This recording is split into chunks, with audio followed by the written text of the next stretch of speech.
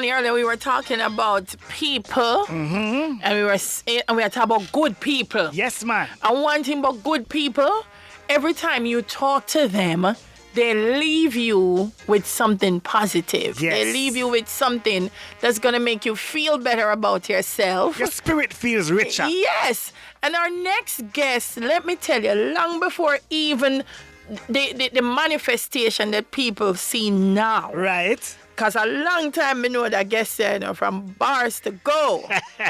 Whenever you call or speak to her, you leave the experience feeling so much more empowered. And so I'm happy that we get to share that with our listeners today. Absolutely. Yes, she is Patrice J. White. Fitness transformation and lifestyle coach and wellness advocate, CEO of the Dynamic Lifestyle Studio, health and wellness brand ambassador for Guardian Life Jamaica and Brunswick, Jamaica. And the reason she ambassador, and I hear me tell you, another talent are the energy. Yes. Energy and the clean heart. Patrice! Hey guys. Good afternoon to you. How are you? I am good. What a piece of iPop deal of the fun. Deservedly. No, man, well deserved iPop. Well deserved. No, it's a true iPop though. And that's what we said this morning. We have to hype up the good people, them. Yes. True. Thanks, guys. Patrice, Johnny, by the way, hold on. man. You look very dapper on Saturday. Thank you very much. Thank you. That's not true. Not true. Yeah, man. Yes, man. That's how when Carlton fix me up, me look good, man. Thank you so much. That's what I. Hey. And good show, Dale. Good show. Thank I you, know. my I know it sweetheart. took a lot. It took a lot. And Wow. challenging times to put together everything. But trust me, just pop your color, girl. Thank you, did man. it. Me telling you about Absolutely. her, you know. See that the energy lift right away. Patrice, man, Patrice. I'm going to tell you something. Me go digress and then me go come back a little bit. Because, when we say she is a transformation and lifestyle and wellness coach, you have some of them Johnny, me not engage them because when you leave this conversation, you feel bad about yourself. Right. More than you feel good about yourself. Yes. And I've never had a conversation with Patrice and felt bad. Yeah, it's never a tear down. She not guilt me, she not judge me. Right. She said, where you go? And all when me dodge her for a little bit, she not come back and say, you see you what? So it's just like, Patrice, come go talk about you, but people have no who we are talking about. First of all, Patrice, it's not been an easy road for you. Not been an easy road. It's been a challenging journey for Patrice White. I don't know if you want to go through all of it, but I just want to know, how did we move from those challenges to where we are now? We have a lot of people, John was talking about it, going through some dark places. What allowed you to be able to spin that around into where you are today? My daughter. The birth of my daughter. Okay. Probably if she wasn't here, if she wasn't a part of my life, we'd probably be telling a different story right now. She regards me as a role model. I'm somebody that she looks up to. So even though I have my own personal challenges, I have to ensure that I am setting that example that she will, she can follow when she become an adult. I like that, Yeah, man. So one of the things is them have to anchor themselves to something. Anchor, I mean, for those who probably don't have a child or whatever it is, anchor yourself to something. Patrice, I'm learning a lot about you over time. I don't know you as well as Delia. Delia does. But I'm learning a lot. And one of the struggles you've had is that of mental health. And I've had the same struggle, So some of us don't even know, Patrice, that we're going through mental health issues. Yeah. Right? Especially when you're a public figure. You work in the public space, so, you're having your issues, you're fighting your battles, and you have to turn up for work with a smile on your face. Trust me, Johnny. Talk to me about that.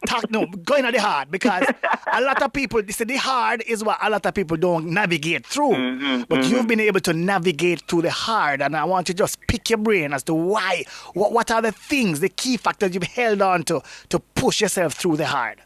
All right. So I suffer from clinical depression. And it's something that I learned, in my later stage of life, that it's an illness that I have, that I suffer from. I think it goes back to my own upbringing, my personal journey into, being born, teenage years into adulthood. I'm the product of a teenage pregnancy. My mother had me when she was 15 years of age. And, I think from her standpoint, I have destroyed her life. A 15-year-old living in a domestic abusive household, now have a child. So I guess, for me, she turned out her anger on me. To this day, my mother and I don't have a relationship because it's a constant reminder of she should have aborted me. So, she has 4 kids and she's very close with her 3 sons, except her first child. So, for the early part of my childhood, you have a child that's fighting for, to feel loved, to feel welcome, to want to be a part of something. So, I go through, transition through that element of my life from, basic school. When you're basic school and early school, so the HPA part already. Basic school, early school, primary school. So right through going through those 3 elements of school, I was always constantly in fights.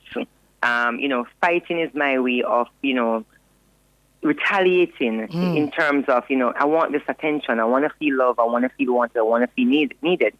So, when somebody says something to me, I'm just quick to pop off. And then that now gets me in trouble with my mother because then she has to come to school because I am in trouble. So, it's you get your beaten and things like that, etc., Spanish Town bus stop, everybody know me out there because some music girl will always get beaten from in my mother publicly. Yes. Then transition into, I passed from Mergrove High School, so I'm going to high school, and then the period of, in my teenage years, between the age of 13 to 15, I'm living in the inner city where, now I'm abused repeatedly by the area leader of that inner city that I'm living in. So when you have all these traumas dealing with, and as a child, and there's no outlet for you to get that mental health it is that you need to get your mind well, that is something that followed me right through adulthood. So my way of getting past my circumstances or getting out of my circumstances was, Pat, when you're done Mergrove, you must pass, you must get your 5 sexy subjects so you can go look the bank work or the Air Jamaica job. You understand what I'm saying? Yes. So, back in the days, if you never have your 5, 6 subjects, you couldn't get any of these jobs. Yeah. I was turned down from the bank job because of my Seaview Gardens address. Well, no, let me rephrase. I don't want to say I was turned down. I didn't get the bank job, but I know the interviewer had said to me that a bit of advice she would give me going forward, looking certain types of jobs, was not to put my Seaview Gardens address. You understand what I'm saying? I remember I'm from the inner city. So that killed my looking for a bank job, and I just decided that any job I get, I'm going to take. So while going to business college, I started working at McDonald's food chain. That's the international chain that was in Jamaica. Yes. I was the person, when you come in, I'm the person, the janitor, with the big, them big industrial yellow bucket there. What? No, I'm in fitness. I can't manage it. But imagine me, 18 years of age, you understand me? I can't manage them like a bucket then, you push on the bucket, you drop on all these things. And then, you go through the mean mentality of your schoolmates. So I left Mergrove in 5th form, graduated 5th form, but I couldn't afford to go back to 6th form or to university. I was granted the opportunity of furthering my education with the option of going back to 6th form or I go straight to business college. So I'm going to look on the route that makes sense for me economically in terms of getting something where I can get to work, getting the documents or papers where I can get to work. So I went to business school. So, when your previous classmates now come in, seeing you working as a janitor in a fast food restaurant, and the comments are, we know she never da come out to nothing better, etc. Again, that just adds to you mentally in terms of, your confidence and your self-esteem is low. So, pivoting now into adulthood, I have all these baggages carrying with me throughout the years. And it all came crashing down on me in 2000 if my memory serves me correct, I think it's 2018. That was a year. Let me tell you what persons were seen on social media. So I started running seriously in 2015 because it becomes my therapy reason of, it's therapy for me. Yes. So I started doing runs where I'm doing marathons and stuff like that. So fast forward into 2018, I was running all over the world. So on social media, what persons were seeing is, somebody living her best life. She's in Singapore running, she's in Cuba running, she's in Germany running, she's in France running. I'm running all over the globe. Yes. Then I came back to Jamaica and I picked up an injury. So one of the things that running was doing was making me not come face to face with my demons. You understand what I'm saying? Mm-hmm.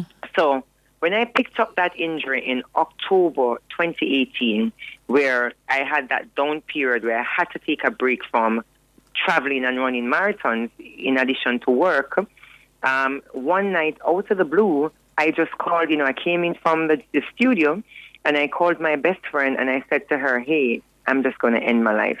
I can't do this anymore. I think I'm the biggest fraud. So, stuff like that, etc. And I drove right into I told her I was going to drive into Manor Park and I was going to let the bus drive, just lick the car down, drive and kill me. And she said to me, Pat, I don't want you to move. Mm-hmm. She called my daughter who was upstairs because I was outside and tell Michaela, no matter what, do not make your mother drive out. Now, you're talking about, a teenager who, as far as she's concerned, mommy's good. Mommy's the hard-working mommy. Mm-hmm. Mommy's the mommy that is setting the example for her. All these things, not knowing that mommy's fighting these demons. You understand what I'm saying? Yep. Bottom line is, it didn't happen because, I'm here. The next day, when I wake up, when she wakes up because she was going to school, I was at the studio and she sent me a WhatsApp message and she said, Mom, I don't want to go to school today. Because the policy of Immaculate is you can't have cell phones on at school. Right. Mm-hmm. So she doesn't want to go to school. And then at 2:30, when she turned on her phone, she's going to read something that her mother is no longer here. You understand what I'm saying? Mm-hmm. I remember stepping out the studio, calling her, Max, go to school. I am going to pick you up from school, so I am going to be here. Yeah, Patrice, You understand what I'm saying? yes, just hold that thought for me. I'm just going to take a quick station break and come right back to this one, all right? Yeah. No problem. All right.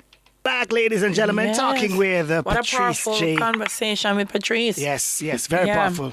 Yeah. Yeah. Yeah. So, when I picked her up, I also got a long letter from my best friend that I called. And it's basically, Pat, you have to get professional help. You understand me? And that was when I went and I got professional help because imagine your only child, a young lady that, you're trying to walk the right path. So she follows in your footsteps, saying to you that I don't want to go to school today because I don't want to wake up and I get the call or a message that my mom is... You know what I'm saying? Yeah. That's a responsibility you don't want to put on any child's shoulder. Yeah. Did you take that advice? Did you get professional help? I did. I got professional help. And that was when I realized... That was how I was diagnosed with clinical depression. And that was when I realized... because there are different signs right throughout your life, things that happen throughout your life, things you do throughout your life that show you that, something is not right, you need to get help. But, for me, before we reached that point where the suicidal point, etc., for me, it was, our one therapist that tell me about myself, Mm-hmm. You understand what I'm saying? Mm-hmm. And then you go to the other stage of, I must sit down and open up in front of somebody and tell them my business, etc. And then you go here. You understand? You go through the different stages. Yeah. So it was after doing my first, I think it was my first 2 sessions. The first session was 2 hours. The second session, and then it became the regular 1-hour session. After doing my first 2 sessions, I then came up with the concept of the Dynamic Mental Health School Tour. Where I got partners, got various corporate entities on board to start the conversation in the schools of saying, hey, it's okay to say I'm not okay. I remember I was asked a question by one of my corporate entities at the time, why do the tours in schools? Why start the tour in schools versus starting it in the offices, in the workplace? And I said, because a lot of times you have kids like myself who are in school acting out. We are regarded as problem kids. Nothing good now come out away. And the listing goes on and on. When the reality of it is, one of the main reasons why we act out at school is because of of what is going on at home. So when you talk about these issues in school, you let the kids them know, you understand what I'm saying? About mental health, mental illnesses. They can ask for help. They can talk about the issues that they have. Create safe spaces for them to have the conversation, for them to seek help. Then if we're curing the child before they become adults, then we're taking care of the illness before it progresses in an advanced stage. Yeah. And I'm glad, Patrice, because you know what? Sometimes when we think about mental health, we I think in our mind have a certain type of person. But here you are. You're beautiful. You are well. Healthy. You are successful. Physically, You're intelligent. Everything, and it hasn't diminished any of that in Patrice White. Not even a little bit. Not even a little bit. In fact, just accepting that it has made you like 100 times. That respect for you gone way up in my head. Yeah, man. I did the up high top, so I don't know that's how to work. I asked about the mental health part there because the discussion we were having before about the fact that a lot of us, as you say, once you mention that you're going to a therapist, people take it to a whole different degree. It's almost like you're mad. You have to start taking the close at the same time. Yes. And don't understand that it is necessary. Like the function that they have is so necessary for all of us. Sometimes we just need somebody to listen to who's a professional listener. You know what I mean? Exactly. Yeah. So for those who are listening, Patrice, as you said, you did. What I'm hearing from you is that critical to it is just accepting. It's accepting. It's the first step is you have to say to yourself, hey, it's okay to have this illness. Because the first step is self-acceptance now. You have those persons who have the illness, whether it's their bipolar, depression, suffer from anxiety, the list goes on. If they don't accept the fact that, they're sick and they need help, you understand what I'm saying? It's going to be extremely hard for family members or friends to step in and try to offer them that support, where the help is concerned in terms of getting the help. So the first step, you need to understand that it is okay for you not to be okay. You understand what I'm saying? Yeah. I mean, the stigma is there, but it's not there like it was years ago. You understand? COVID has even changed that. Yes. What we're living in now, people are now coming out more and more to say, yes. I suffer from this illness. I need help. So the first step is self-acceptance of, yes, you have a condition, you need help. The next step is get the help that you need. For some persons, you're not able to see a private psychologist like myself. But then, ministry has systems in place. One of the things that I've checked, and it's something that I constantly check since they have launched this initiative where they have their 24-hour mental health hotline, is to call it myself to make sure that somebody answers. Right. And it's not even call it because I need to speak to somebody, but I want to know that, somebody that needs the help. Can even get just it. to talk to somebody, Yes. to convince them not to take the next step if they wanted to commit suicide. Somebody actually answers the phone, and the person who answers the phone is going to save their life by doing the same thing that my best friend did was, don't you dare drive out. Yeah. And she was not coming off of that phone until Michaela came down. So she used another phone at home to make the phone call while she was talking to me because she refused to hang up until Michaela came down. You understand what I'm saying? Yes. So you do have the systems out there, It's a certified psychologist that you will speak to on the other end of the ministry line. It's a number that everybody needs to know, 888 New Life. 888 New Life. New Life. You understand what I'm saying? So you do have resources in place to help persons. What great. I am doing, though, is, so, you know, because of what is going on with school and stuff like that, you know, we're now in the online realm. Right. We don't have that face-to-face interaction. So the last time we had the tour, the school tour, was, I think, 1 week before COVID hit. The last school we went was Morant Bay High School. What I have done is, one of the stops we have made when we did the tour in 2019, I was introduced to Homestead Place of Safety. It's, you know, the home that houses the girls. They're 12 to 17 years of age. 58 girls that are always in home. And, you know, they're girls that come in and out. Because, you know, as you reach 18 and, you know, become an adult, or, you know, the court allow you to leave. Because, you know, the girls are there for many different reasons. I have adopted that charity when I got involved, when I went on the tour the first time there. And what I saw was myself there, meaning I could be one of those girls. You understand what I'm saying? Yes. So what I started was I adopted that charity under my umbrella where, you know, I started doing things for the girls. And then one of the things that I now realize is that COVID has now affected these girls, you know, because of what's going on with the pandemic. So my now initiative, what I'm now doing now is, you know, getting assistance in terms of providing that therapy help that the young ladies need, where they're able to sit with a therapist and, you know, go through, you know, do their mental healing, you know, getting the mind mentally well. So I have my partners, you know, one thing I love about my brands who I'm in relationship with is whatever cause it is that I have, they have embraced those cause as their own cause. So, you know, I have Guardian who they have adopted two of those girls.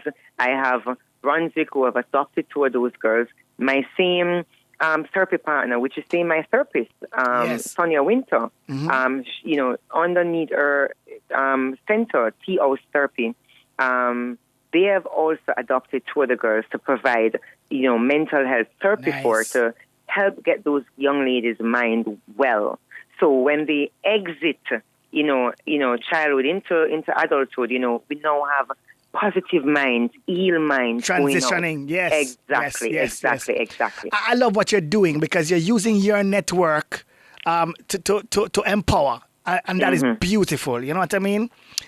Boy, there's so much we can talk about because I wanted to just ask you how the fitness journey that you're on and the one that you're guiding so many people on is helping with the mental health for people because people don't even understand the connection between fitness and mental health. You know that once you're moving, once you're physically active, you know, me have a pronunciation problem, so help me out daily, help me out, Johnny, the endorphins. What's the correct pronunciation? Correct, endorphins. You said exactly. it right. Yeah, you understand what I'm saying? Yes. So fitness, you know, it is something that worked for me, and that's how I got involved in fitness.